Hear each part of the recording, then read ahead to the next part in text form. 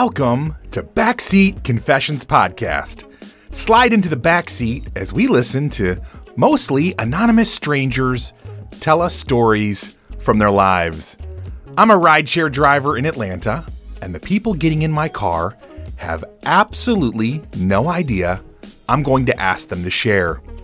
My commitment to you is to tell at least a snippet of virtually every story recorded in my car in the order they were told to me. My hope is that you laugh, cringe, cry, but mostly connect to these amazing people. You may find a piece of your own story or just feel more connected to the rest of us. Join us, won't you? So, hey, my new friend. This is an adult podcast. Themes and languages are definitely not suitable for everyone. Listener discretion is advised.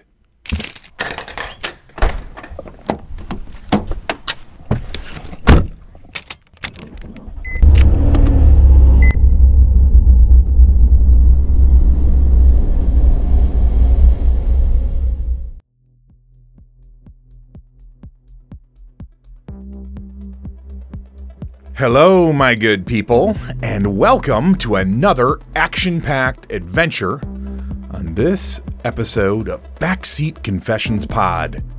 I'm guessing you're going to enjoy each and every one of our riders today, but before we go for a ride, I'd love to hear from you, whether it's through social media on like Instagram, Facebook, Twitter, YouTube, LinkedIn, or those are the ones that I'm on so far, about what you think of the show. And if you want to go a little bit more direct, I'd love that. In fact, you can usually find a link on pretty much all the socials to my email. But the email, if you want to hit me directly, is backseatconfessionspodcast@gmail.com. But yeah, not only would I love to hear your feedback in general, but I would enjoy specifically hearing ideas on ways to expand our interaction and build like community around BCP going forward. Okay, so buckle up and let's get this party bus started.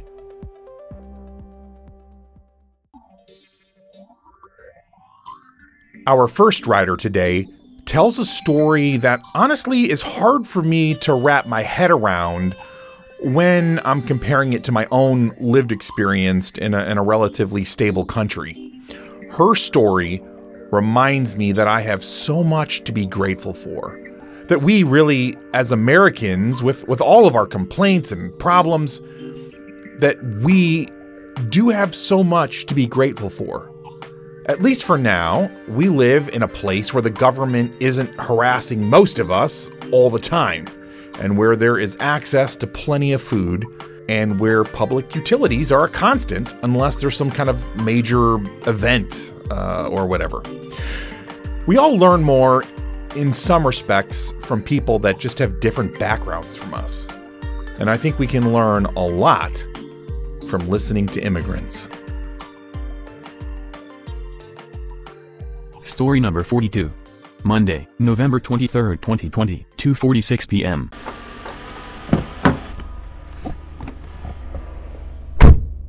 Well, my story today is how I left Venezuela with through Colombia with the border closed. Okay. Yes. So the night before, there was no electricity where I'm from, in the city where I'm from, which is 4 hours away from the border with Colombia. Okay.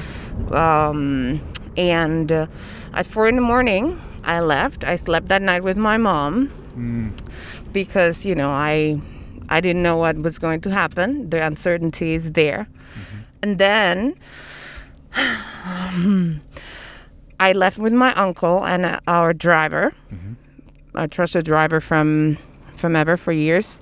Yeah. And it was a 4-hour way. The roads are really tough. And then the borders are closed. My cousin, who's an ophthalmologist, had written a letter for me stating that I was losing my left eyesight so I could go to Colombia to buy medicine because nobody could cross the border unless it was for medical reasons. So I had 1.5 suitcases, and my uncle and my dear friend, the driver who lives now in Peru, crossed the border through the pathways, which is mud and a little river. Wow. I gave them the money to do that. And there I was with just my purse, actually this same purse that I'm carrying right now. Wow. With my little computer in there. My passports were concealed. The letter in my hand, my ID from my country. And I went on the line that was controlled by the army. Wow. And they were like super mean. I just didn't want to talk to anybody. I wanted to pretend to be, invisible. The guy who was directing the line approaches me. He's like, "What's wrong with you?" "It's in the paper." That's all I could say. "It's in the paper. I have a problem with my eye." "Okay, keep going." So I went ahead, went on a desk of a lady who inspected all the papers. Okay. The girls who were in front of me, she took the paper and she said, "You can't go." With a prescription for a medication, because they didn't have a report, a medical report. The girls in front of me. I'm next. The report was so well written that I'm sure she couldn't understand anything.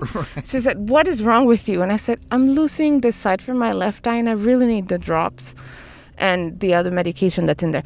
"Well, but I'm keeping this." So I'm like, "Okay, I have a photocopy." "Okay, you can go."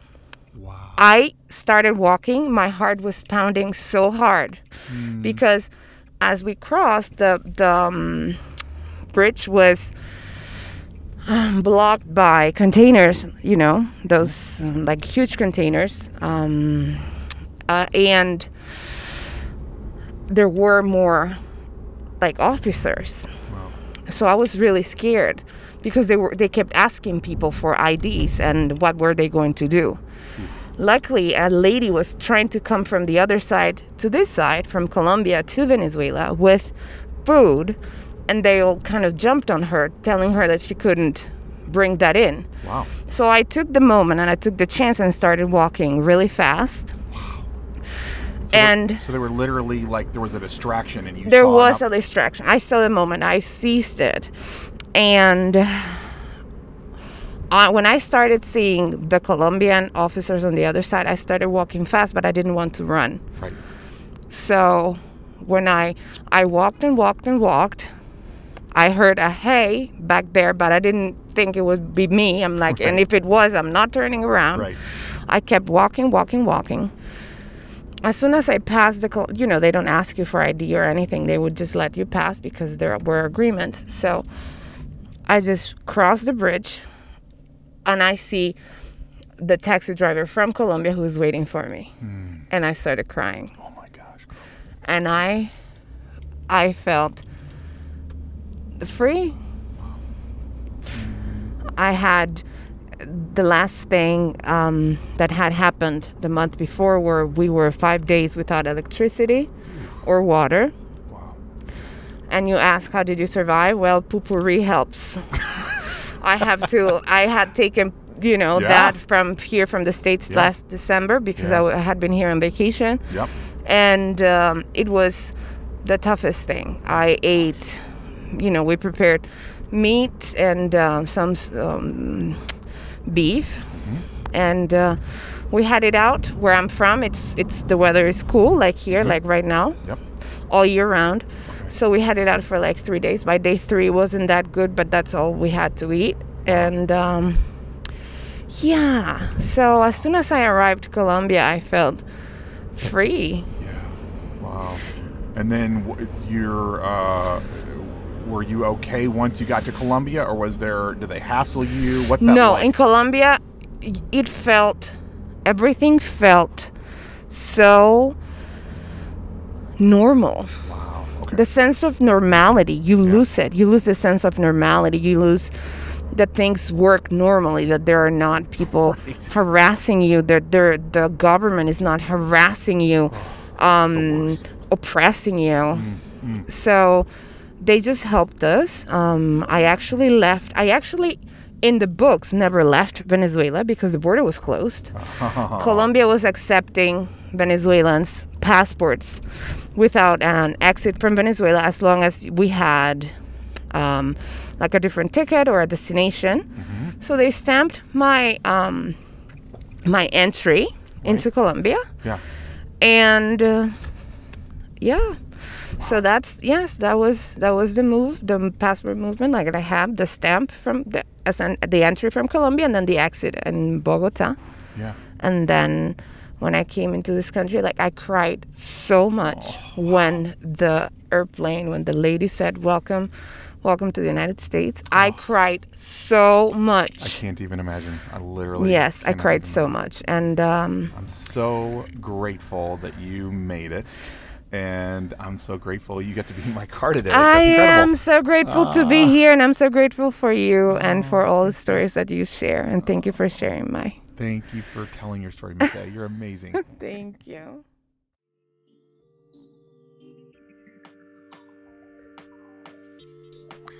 So, to be transparent, this beautiful lady has become something of a friend and a fan of this podcast. So I've been able to meet her and her hubby sometime well after she recorded her story. Their story is just quintessentially American. She's from Venezuela, obviously, and he came to the States as a refugee from literally the other side of the world when he was younger. They're from completely different religious and cultural backgrounds, but they found work, home, and love in this crazy experiment, this oldest of all democracies that we call the United States of America. If you listen to me enough, I am very critical of our justice system. I also think our medical and educational system needs a lot of help. But when I sat down with these two lovely people and got to know them a little bit, I'm mostly filled with gratitude at how darn lucky I am to have been born here in the US of A.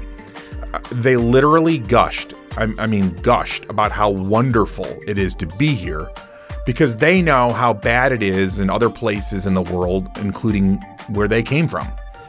And in defense of myself, part of why I'm so hard on the US, especially in regards to the justice system, is because I believe that we're better than what we're currently doing.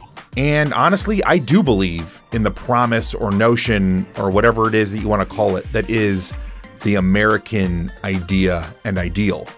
But her story and their story also points to a more universal truth that many times the things we complain and bitch about in our life or in our relationships, if we were to trade places with someone else, maybe we would feel just a little differently. So, let's keep learning, listening, traveling, but mostly, let's stay grateful for the many overlooked gifts that are sitting right in front of us.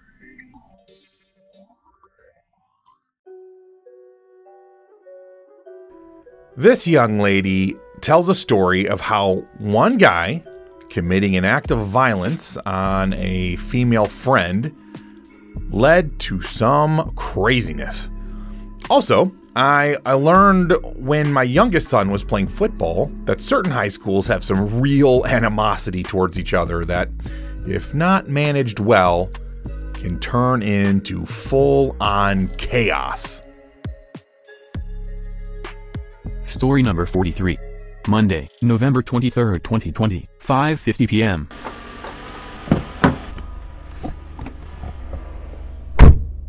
Okay, so I got in a brawl my freshman year. Your first what? My freshman year. Okay. At a football game. Wow. And yeah, it was a really long brawl, and it was at a church. Oh, you had. So it was at a church, and it was because my friend I was with, a boy pushed her to the ground on concrete. Oh my God. And we hang with a lot of boys, so the boys was like, but they didn't like it, so they was like, you beat him up. And then they had sisters, so when they had sisters, we had to fight the sisters. So it was like 10 on 10. So, yeah, and it was, police came. Ooh. They had, I don't want to say the SWAT, but I don't know what to call them. They had people pulling up in the little vans with AKs. Holy. Because the game was a rivalry game. Oh, so these weren't. Oh. So it was like us versus our school rival. So we didn't like them, they didn't like us.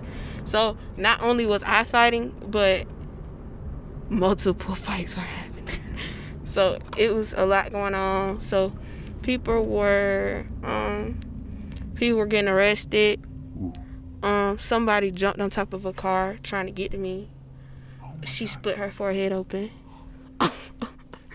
So, yeah, it was a lot going on. But, I mean, I made it out safely. I was going to say, so you didn't get hurt? No. And you didn't get arrested? No. Thank God. I didn't get maced or nothing. You didn't get maced or anything? Oh, my gosh. So, at the end of it, how many people do you think got hurt or arrested and all that fun stuff? Okay, so, as far as I know from our school, 15. Whoa. The other school, 20. Oh, my. So, this was like, this got big. Yes, got so big, it was a shootout at the school. Wait, what? Yeah, they got the shooting. That's why the officers came, because they got the shooting. Oh, my gosh. All because some dumb boy pushed your friend down. Basically. Did you feel like the whole thing, besides him making that bad move of pushing your friend, do you feel like because you then jumped in to help her, is that kind of what kicked everything off? Basically, when he pushed her, I feel like it wouldn't have been as bad. But when he pushed her, her whole arm got skinned up. Like, it was a big patch right here. So you went after the boy at first? No, when he pushed her, I helped her up. Because when he pushed her so hard, like, her shoes came off. Oh my gosh, that's crazy. So when he did that, I was like, wow. And I was like, hold up, we gotta go get Dre, which is her big brother, like her blood big brother. Yeah. And we walked up to Dre, and she was bleeding, like her whole arm. It was blood running down because she had like a big skin right here, like a huge one, like from her shoulder to like her forearm scars were going down. Jeez. So when we went to Dre was like, you're bleeding. It was basically a bad scar. So Dre immediately got upset. Yep. So it was like, it wasn't really nothing I could do. Right, yeah. I couldn't be like, go over there and not fight him because that's his sister, and he felt like that was unnecessary. Yeah. But, yeah, I feel like it could have been stopped if he didn't push her. Okay. But we couldn't have hid it from Dre because she lives with Dre. So when he would have walked up to her brother and she's bleeding, it would have still been the same outcome. Like, dang, what happened to your arm? Mm-hmm. So, yeah. Then people went to jail because people were spitting on people. It was just a lot going on. Good Lord. And this was, and the football game was being held at a church? Okay. So it was at a stadium, a school football stadium. So but what was the church involvement then? The church is next door to the school. Okay, gotcha. Well, not next door, like next door to the stadium. Okay. So we jumped the fence and we fought. It was like a little field, but it was connected to the church. But we didn't know that. Right. But I looked up and I seen a play set and I was like, what is this? And I looked around. It was basically like a building with a cross. It looked like with a cross on the top. That's so I was like, craziness. Wow. So gosh. It was a long night. Didn't leave until 1:42. That's when I arrived. Wow. Were your parents freaked out at that point? No, because I could pretty much handle myself. Okay. And anything happens to me, I would most likely 100% I will call. Because I know how my parents are. And if they feel like I'm in danger or they can't find me, they'll call. Okay. So when I got home, of course I told them what happened, because when I woke up the next morning, I was sore, of course, because I got the fight. But I didn't have any bruises, anything. Jeez. But that's crazy. Wow. Well, I am glad you made it out, and that's definitely a crazy experience. I hope next time you think long and hard before getting involved in a big fight like that, though, because, man, you could get so messed up. And, I'm older. I can go to jail. So I stopped. Yeah. I'm older, and they can charge me as an adult. And That's right, yeah.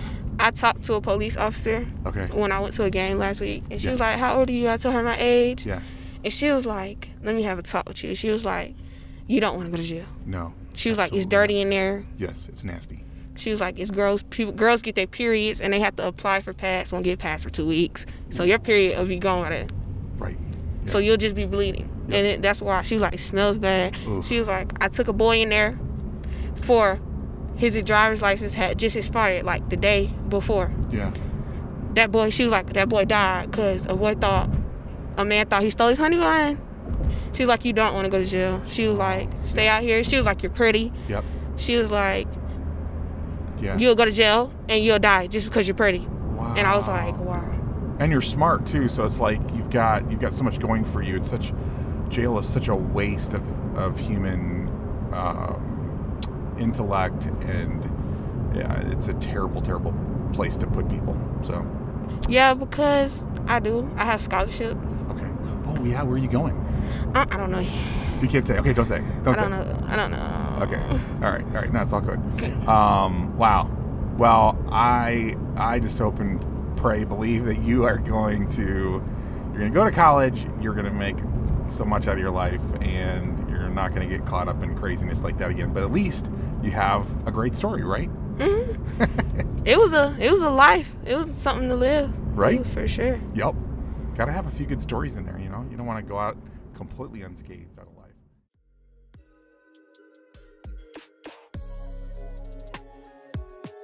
By the way, you may have thought that I planned for these two stories to go together, or that I knew this one was coming next when I went on my rant about the justice system, but I didn't know what was coming in this story when I talked earlier about the problems in the justice system. I'm grateful that a female officer pulled our young rider here aside and let her know that she needed to change her ways so that she could avoid the hell jail can be. Because in the case of the young man the officer arrested over an issue with his driver's license, he ended up dead in jail over a honey bun. What? I'm going to try to not rant too long here about the injustice system and one-size-fits-all approach to dealing with our people problems, but it's just not serving us as a society well. And really, we're too smart and we're too capable for nonsense like this. Thankfully, more diversionary programs are starting to come out to help keep us from locking up folks that just need to be coached and mentored, and dare I say, maybe even just loved a little, and not thrown away like human debris. Okay, rant over.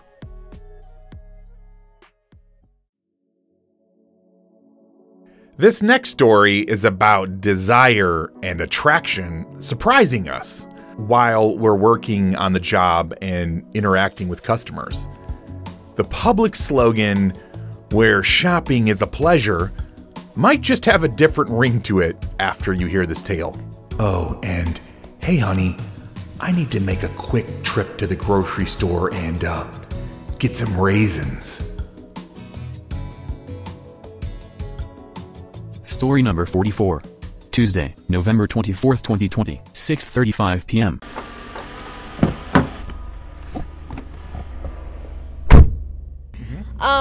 I started working at Publix not too long ago, maybe over a year ago. And I had this very, very intense moment with a customer. Whoa. It literally started off by him asking me where what aisle raisins were in. And I was like, oh, well, I know, aisle 7. But the way he looked at me in a very intense way. Like, where are the... Which I might have made up that in my head. Right. Because I just found him very attractive. Yeah. And I was like, yeah, aisle 7, I can walk you to it. So, we're walking toward the aisle. And as soon as we reached out, because it was right in the corner of the aisle, I bend down because I'm trying to show him where the raisins are. Yeah. And I kind of look up towards him, and he kind of gives me this little wink. And I kind of just stood there, you know, a little bit shocked because, you know, that doesn't really happen. Right. But come to realize maybe a couple of minutes later, his girl, I guess he was married, comes around the corner and she's like, "Oh, hey honey, did you find the raisins? Because I guess they were gonna make some type of pie." Right. And I kind of stood up because I was still on my knees trying to figure out which type of raisins he wanted. Yeah. And she looked at me very like kind of confused as to why he couldn't find the raisins himself. And I looked at her, you know, like, "Hey, can I help you? You know, guys, find anything else?" And she was like, No, we got it. And then he looked at, you know, he still stayed behind and she kind of kept going. Right. And no lie, he asked her my number. Like with her there? No, she had already left. Okay. And I kind of was just like, well, he's a taken man. Like, that's, you know, not my style. So whatever. That kind of just wrapped it up for that day. I kind of just stood with the number, like, okay, whatever. And he started to become a regular at Publix. Yeah. And I was like, okay, like, is he coming for me or is he coming just because he just likes being at Publix? So come to find out, he ended up approaching me maybe a couple of days later after me seeing him there a few times. And he ends up telling me that, yes, he's married, but he really doesn't care. And that he would want to take me out one day. Oh, wow. And I'm like, wow, I'm flattered. Yeah. But I kind of shut it down only because of the whole marriage thing. Yeah. Kind of turned me off, I'm not gonna lie. Mm-hmm. But after that moment, he was kind of more like confused as to why. Like, he didn't think him being married was a serious thing, honestly. Sure. Yeah. So then a couple of days later, this was maybe like 2-3 days later, he comes back to the store with his wife, and I guess he had talked to her about me. Oh, wow. And they both approached me trying to do some type of threesome. Okay, yep. And I'm like, how did it go from just me and you to now me, you, and her? Like, what in the world? It's a big leap. So honestly, now well, after that, I just started just literally avoiding him. Okay, yeah. It was just kind of weird. Sure. The weirdest shit ever, to be honest.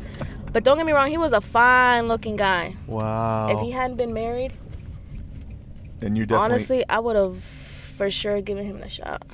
And you weren't interested in doing the whole threesome thing. That was like, you were like, no. Honestly, no. Yeah, I'm more about that one-on-one.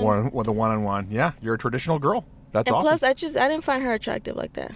Yeah, that would definitely not. That has to matter. Yeah, for sure. Wow, what a fantastic story. And so is he still around anymore? Do you ever see him? Or? Honestly, this was like over like 6 months ago. Okay. I have not seen him like lately, probably like in the last, 3 months? So basically after he made 2 very distinct attempts and you were like, then he was like, all right, I'm out. He probably was looking for somebody else, honestly. Yeah. Had to go to another Publix and find another Heck yeah. cute Hey, I don't blame him.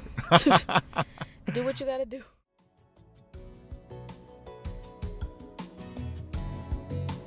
Our friend here did a good job of helping put me in the story with the feeling intensity in the way he looked at her, and then that moment she bends down to pick up the raisins and looks back up at him.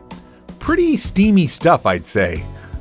But ultimately, I have to agree with her that this guy seems a little weird.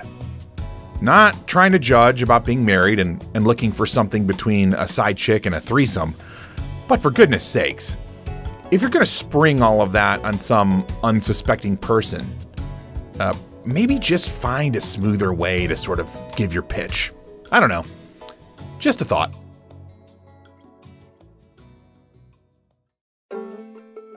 This next young lady here has one of those moments that we've all had where we look back and think, what was I thinking? And of course, the answer is, I wasn't thinking, or I wouldn't have gotten myself into that situation. Story number 45. Tuesday, November 24th, 2020, 7:11 p.m.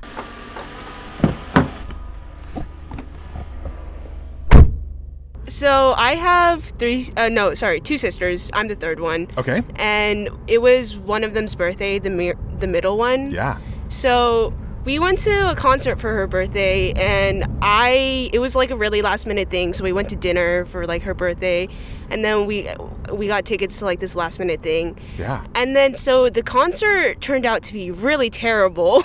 Oh no. Everyone there was like really mean. And, like, they're all, like, teenage girls. And teenage girls are, like, the most judgy people. Yeah. And I say that as, like, myself. So, I mean, I can speak from experience, but it was really... So we just, like, left. So was the performance good, but the people were not? Or was it all the performer came out, like, 2 hours late. And we're, like... We already got there an hour late, first of all. So it didn't even matter. Yeah, and then we just stood there and we were just like waiting, and then we were like, all right, we're gonna leave. Yeah. So we were walking back to our parking spot, and then so all of a sudden we get catcalled, which is normal just because we're three girls. Yeah. You know, let's be honest, we're very attractive. Yeah, you guys are adorable. So guys are whistling, all right. And then so we get catcalled, and then we're not trying to get like abducted or something. So right. We like respond like respectfully / ignore it, and then so but they get stopped at the next light, and then they're like, hey, do you guys know where to park? And then so the sisters whose birthday it was, she was like, oh yeah, just park like up here and everything.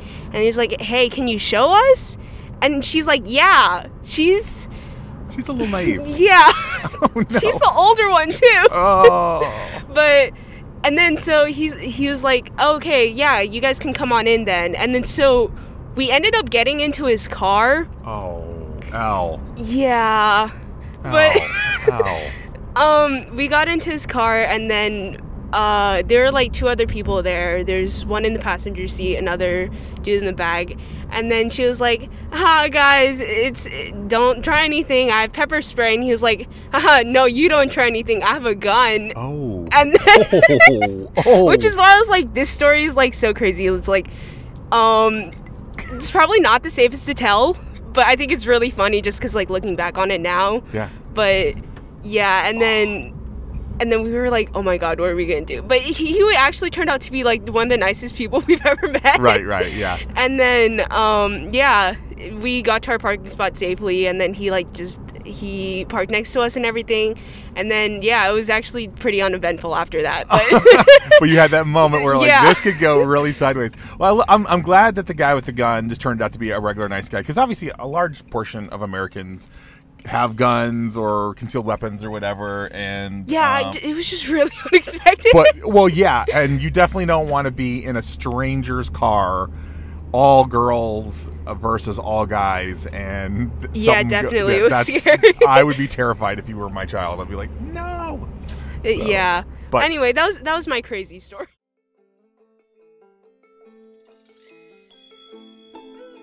So I look at my role while I'm talking to riders, mostly just as to be at like a safe place to share and of course obviously interact with the folks that are telling their story without too much judgment, because God knows I've done some pretty crazy stuff in my lifetime.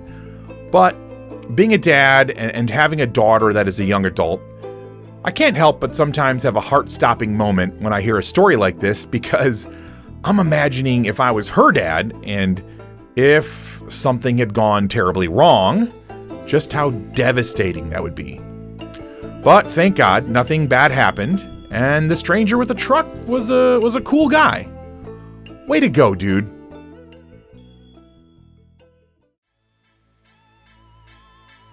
In the pantheon of crazy stories I've heard, this one gets the award for Wildest Night in Atlanta. Full stop. I would put this young lady's experience up against whatever you think the craziest night out on the town story you've ever heard is. Also, in the weird world of serendipity, this story, like the young lady right before her, has elements of getting in random guys' vehicles that end up having guns on them.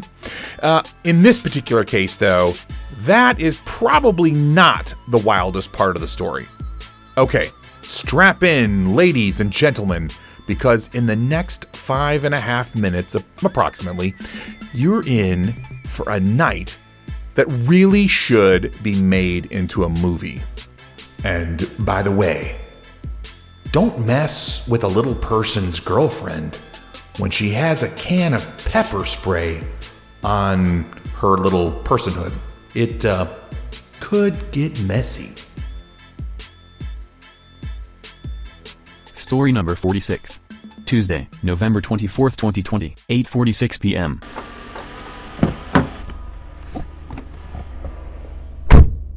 All right, so I recently moved to Atlanta, and one of my sorority sisters decided to come visit me one weekend. Right. I said, okay, that's fine, come visit me. So she comes to visit me, and one of the nights we're about to go out, and she hands me my drink because we're drinking before our Uber gets there. Right. And a couple minutes into me drinking the drink, she tells me that it's Molly water.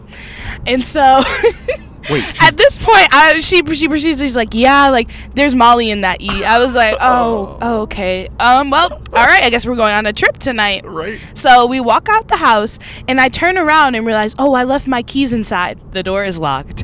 So now I've locked myself out of my house. There's no spare, nothing. I'm gonna have to call a locksmith. At this point, I'm starting to like roll. I'm starting to trip a little bit. Right. And I'm just like, fuck it. All right, we're leaving. We're going out. Yep.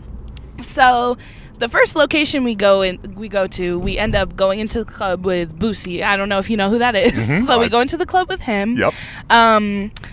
After that's done, we're about to go to the strip club, and we're outside waiting for another Uber, and there's a little person falling over. Like she's drunk as hell. No. And she's falling over. Her girlfriend is drunk as well. Oh my and God. they start getting into a fight, like an altercation with the security.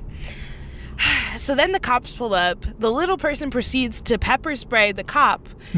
A group of girls runs out of the club, starts like running into the scene. And at this point, more cops pull up, and it's just the whole crowd fighting the police. And then the security pulls out machine guns. Somebody's holding like a gun at the head of the girlfriend. And me, mind you, I'm just on Molly. Like I'm sitting here watching the whole thing. Like the security had to push me and my friend back because she and I were just sitting there with our mouths open like, wow, My jaw's hanging out. So the little really person happening. sprayed the cop. Maced the cop, and then you see the little person. All I saw at the end was this little person getting thrown into the cop car. So mind you, we're still on Molly, so our judgment, Right. isn't the greatest. Life feels great though. We're just like, wow. But no, an Uber was not about to pull up to this scene. No. Because all you see is a group of people fighting. Right. So these two guys that we had seen inside, they ask us like, oh, are you going like to after hours here, like at the place we were going to? Yeah. And we were like, yeah. We were like, we shouldn't get in the car with strangers, but like, fuck, we're gonna get in the car with strangers. We're on Molly, They ask so- us if we want to like hit this blunt. We're okay. So now we're smoking. We're getting even more high.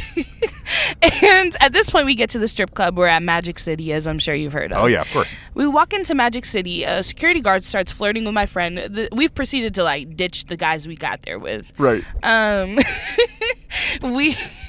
We get inside, finesse a table, and somebody just hands me a stack of ones. Like I don't know whose ones. I don't know. So I'm just still on Molly in the club at Magic City, just throwing ones. There's strippers. It's a lot going on. So then we meet these girls from Toronto, because when you're on Molly, you can't stop talking. So Okay. I could not stop talking. Like I'm Wow. talking to everybody around me, and they're like, "Oh, you want to hit this?" I'm like, "Oh yeah, sure."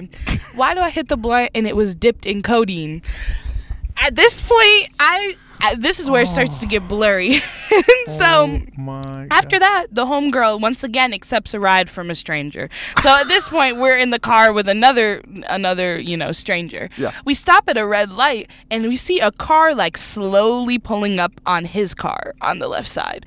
I'm in the back seat, like half, like I didn't know that I hit the codeine blunt at this point. I just knew I was messed up. I look over to the left side, and it's like a car rolling up on him. He pulls out a gun. No. And is holding it out the window at the other people. There's about to be a shootout. Me and my homegirl, sweet I girl. must have. We both get out the car and start running. They start shooting at each other. No. We're running down the street. We run to like some side little alleyway. We're like hiding till we hear them like driving away. I'm like, what the fuck? This is your fault. Like, I can't believe this. And then after that, we ended up Ubering home. I still had to call the locksmith because I was still locked out. And then, yeah, at that point, it was like 7 a.m. called the locksmith, $120 to unlock my door. Painful. And that was one of my first nights in Atlanta. Girl, that is literally one of the crazy, and I've heard some crazy stories. I think I'm giving you the cake right now. There was no cap. Like, I mean, really all happened. I mean, we've got little people, we've got machine guns, we've got codeine Molly. I mean, it's everything. That is the most extra but totally believable story I've ever heard in my life. That's Atlanta. That's Atlanta. Now you wish you hadn't come from where you came from, or you're like, this is the greatest place ever. You know, I had to sit down after that one. Yeah, Took a seat for a while. Yeah, you know, Atlanta, we're gonna take you a little bit bite by bite, not so. Yes, but that's my little confessional story. Craziest story. That's really the only night I could think of that was like the craziest night of my life. Like, it takes the cake. Yes. Man, thank you so much for your story. That was welcome. Incredible.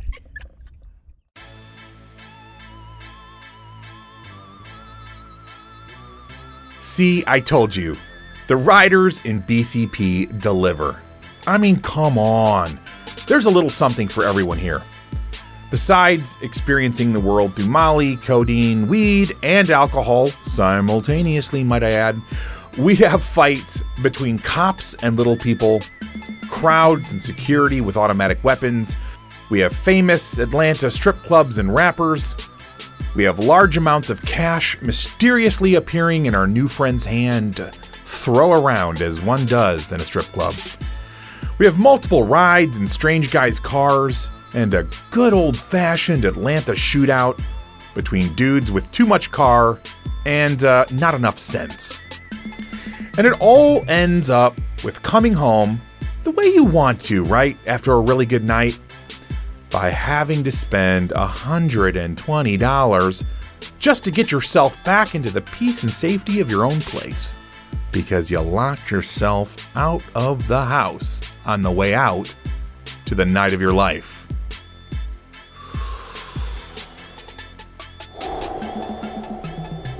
Okay, let's all just take a couple of big breaths now.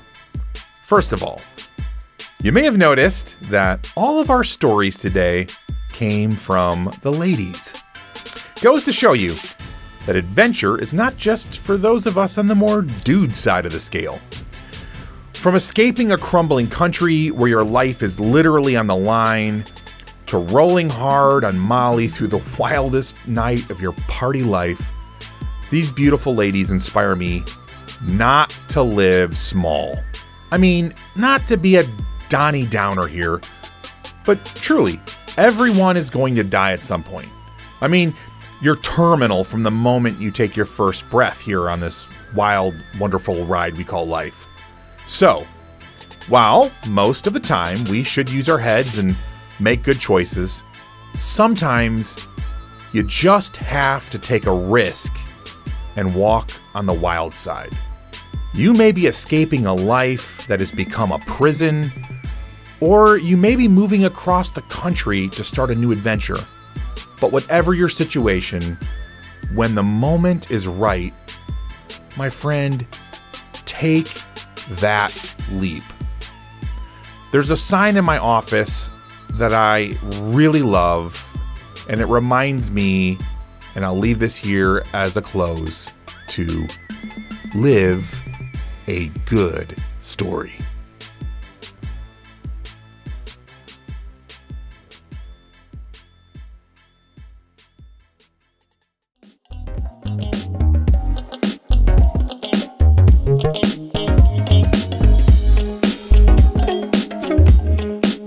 This is what happens when you are a rideshare driver in Atlanta and ask people for their stories.